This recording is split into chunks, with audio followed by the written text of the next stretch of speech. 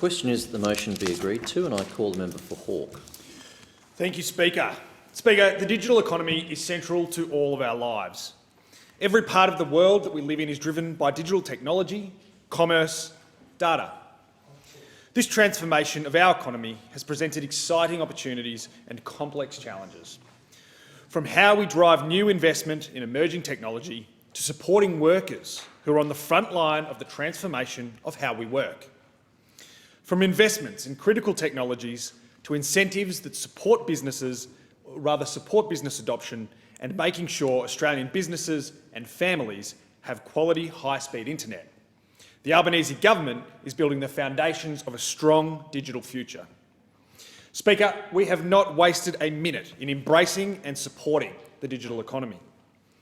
We have an ambitious plan to create 1.2 million tech-related jobs by 2030. Supporting new business and new workers with digital skills and support they'll need for the jobs of the future. In our first budget, we delivered the Small Business Technology Investment Boost, allowing small business to deduct an additional 20% of the cost incurred on business expenses and depreciating assets that support their digital adoption, such as portable payment devices, cybersecurity systems, and subscriptions to cloud-based services.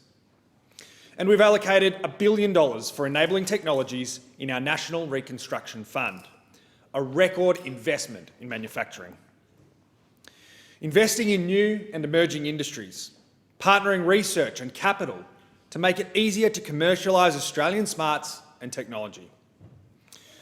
Now, like the member for Casey, I too am a first-time member in this place. However, unlike the member for Casey, I have not conveniently forgotten the Abbott, Turnbull and Morrison government's woeful record on the digital economy. How anyone opposite can stand up with a straight face and try and proselytise about the previous government's achievements in this space is beyond me. That same Liberal government that destroyed the NBN, systematically tearing apart a once-in-a-generation infrastructure project that would have catapulted Australia's digital economy to the absolute forefront. Who demonised fibre to the premises, wasted billions of dollars trying to build a poor quality replacement, and lost the better part of a decade in economic productivity dividends, only to announce that it would actually embrace fibre to the premises in 2020.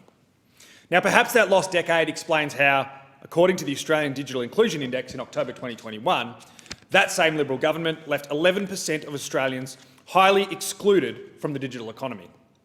That same Liberal government that threw $1 billion at the tech industry, but barely moved the needle when it came to job creation. Wasted tax dollars, lost economic productivity, and stalled job creation in emerging industries. What a record. Another fine example of the rot and drift that defined the previous government. However, Speaker, there was a greater sin committed by those opposite in respect to the digital economy. One that led to the insidious exploitation of workers, the undercutting of wages, and the obliteration of hard-fought and won conditions in the workplace.